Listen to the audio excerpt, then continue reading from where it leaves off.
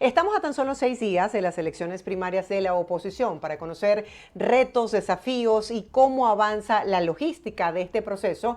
Está con nosotros el día de hoy Daniel Barnaghi. Él es doctor en ciencias políticas y nos permitirá entender un poco más cómo avanza este panorama. Buenos días, Daniel. Gracias por tu tiempo. Bienvenido. Es un verdadero gusto volver a saludarle a usted y a su audiencia.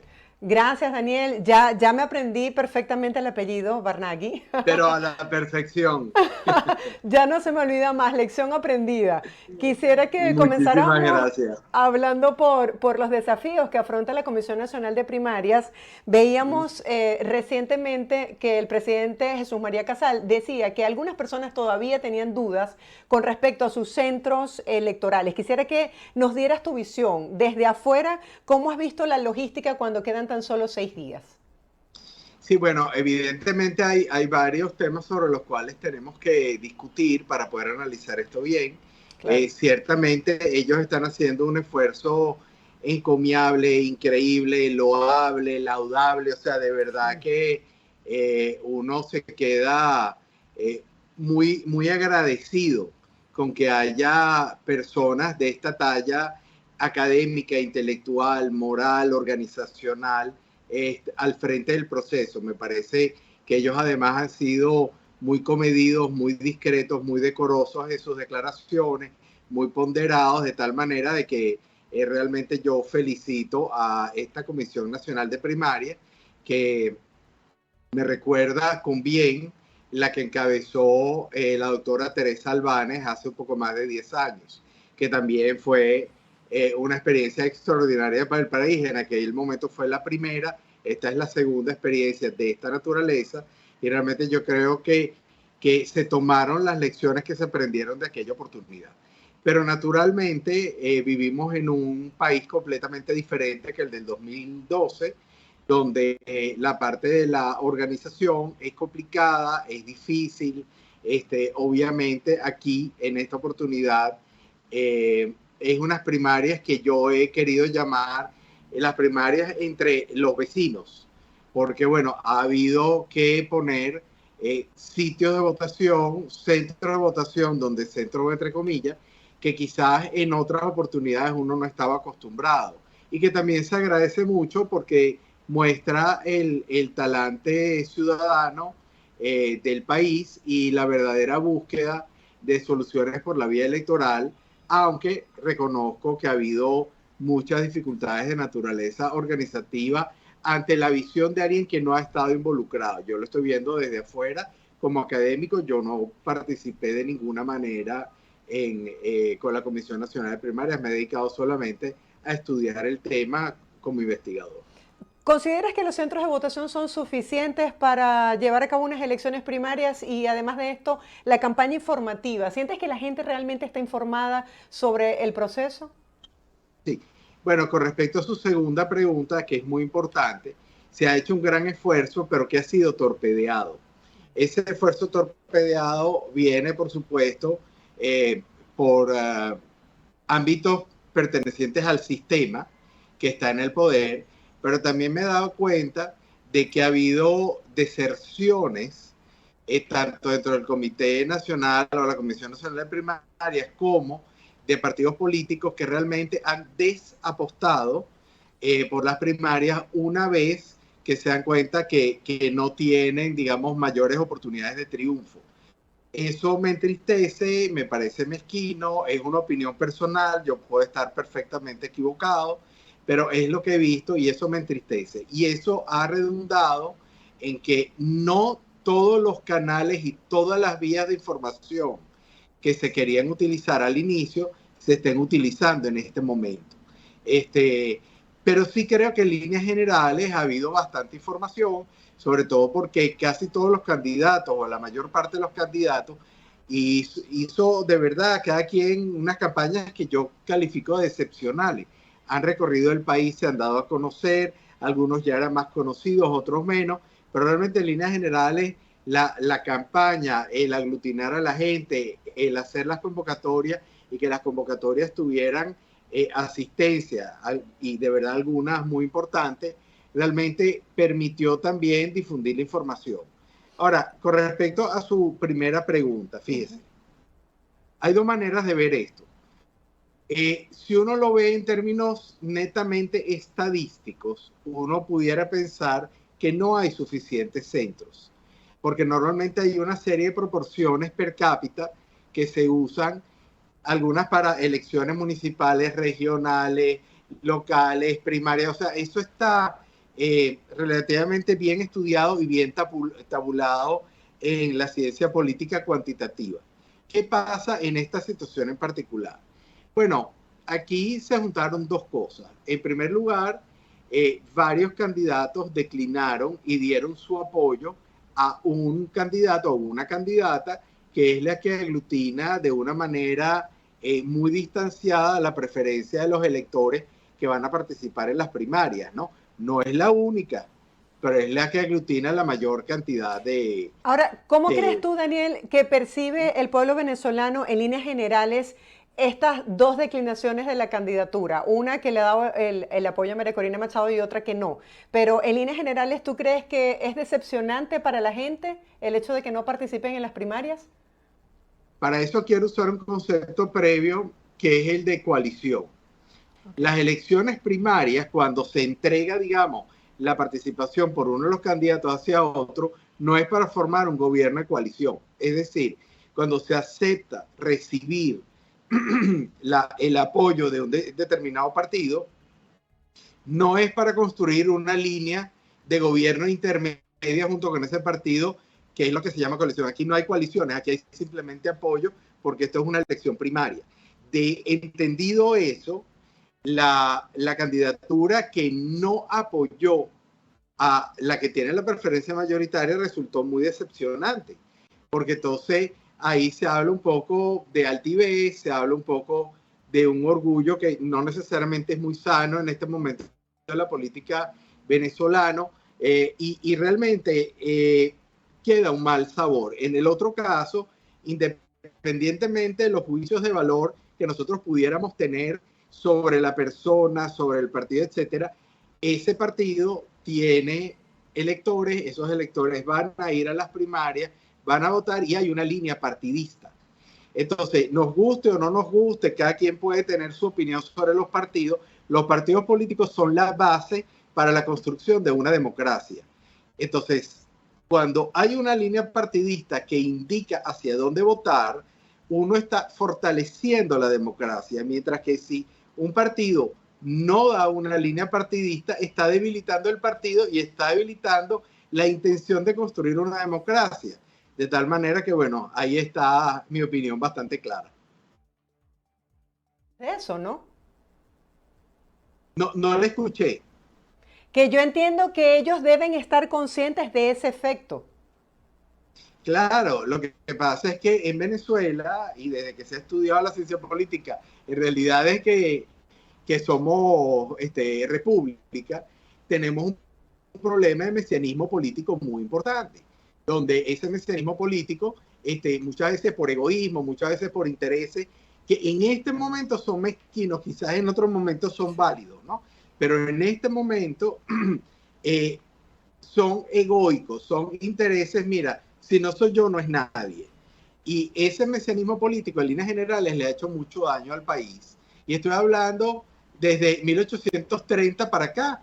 Entonces, oye, yo sinceramente espero que luego de las primarias se haga una construcción política no mesiánica y que vaya dirigida a la construcción de una nueva democracia en el país. Ahora, estamos conectados, Daniel, porque esa palabra era la que iba a utilizar, mezquindad. Todos los tropiezos que ha afrontado la Comisión Nacional de Primaria para llevar adelante el proceso y esto que tú aseguras que es mezquindad dentro de las propias organizaciones opositoras, ¿tú piensas que vaya a tener un efecto negativo en la gente o por el contrario la gente va a decir, bueno, a pesar de todas las dificultades, yo voy a salir a la calle a votar?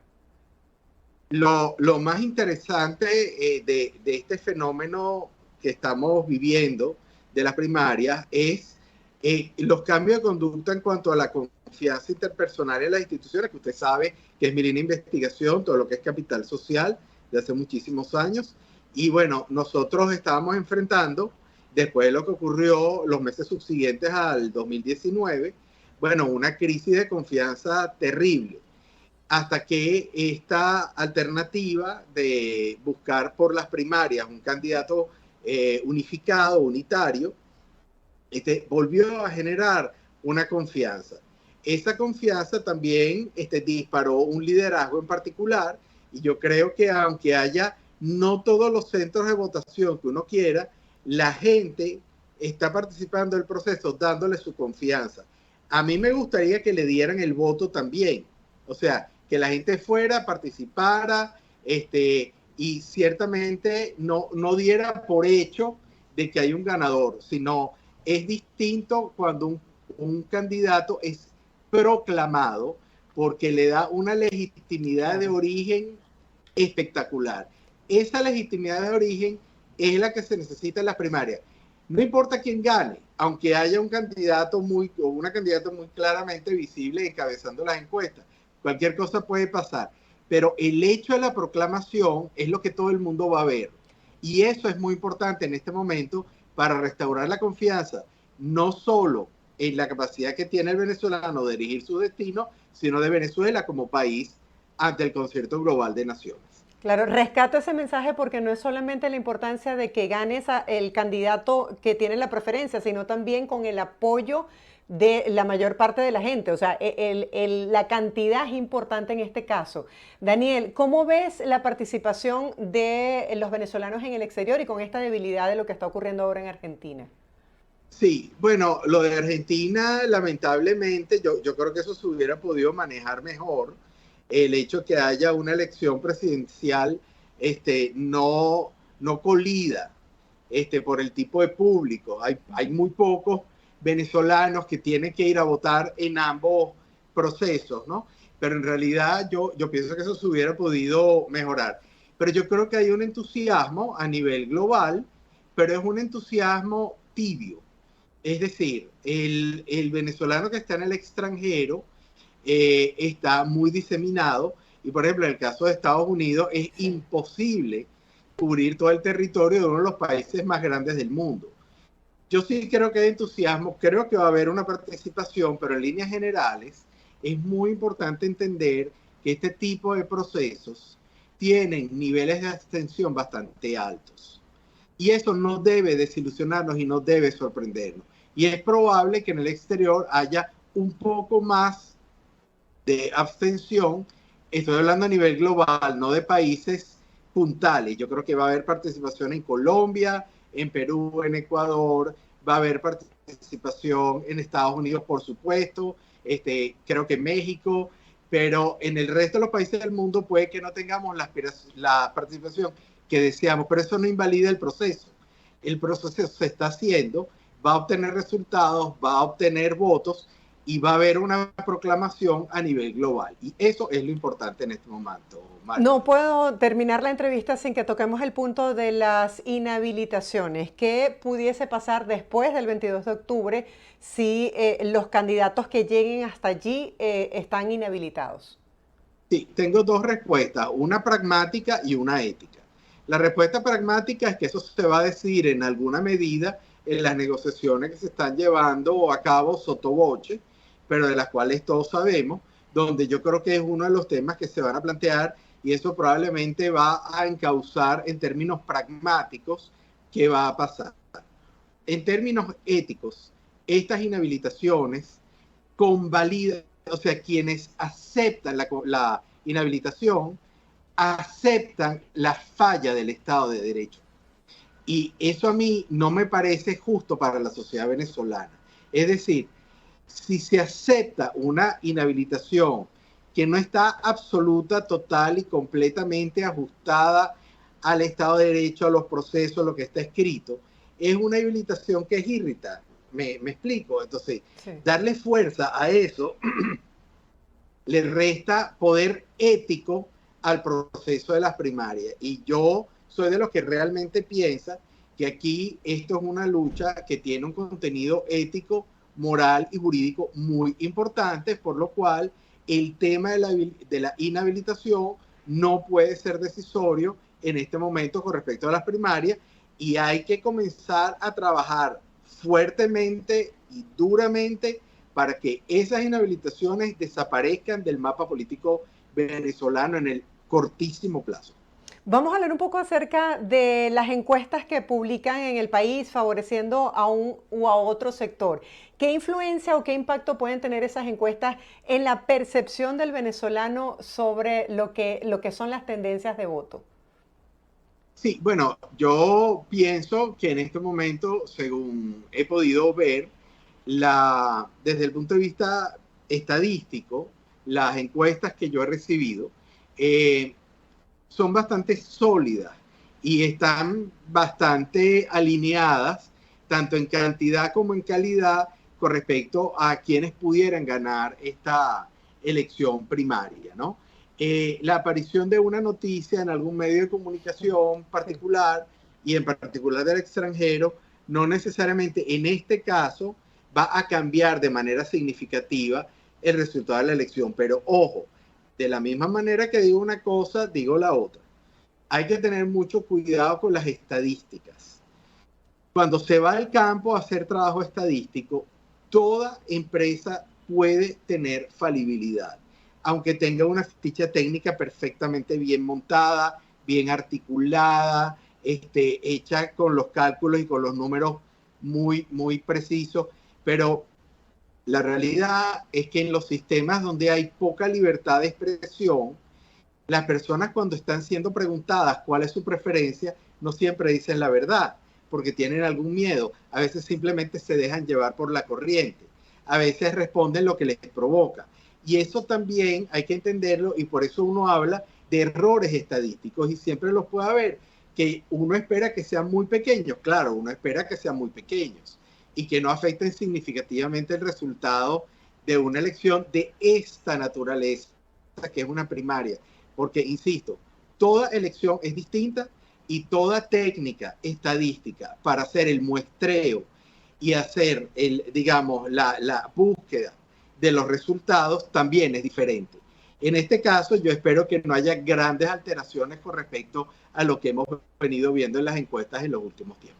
Daniel, otro punto que me parece importante para ese día es lo que tiene que ver con la seguridad. Varios de los candidatos han señalado que han sido víctimas de agresiones o de hechos de violencia durante su campaña.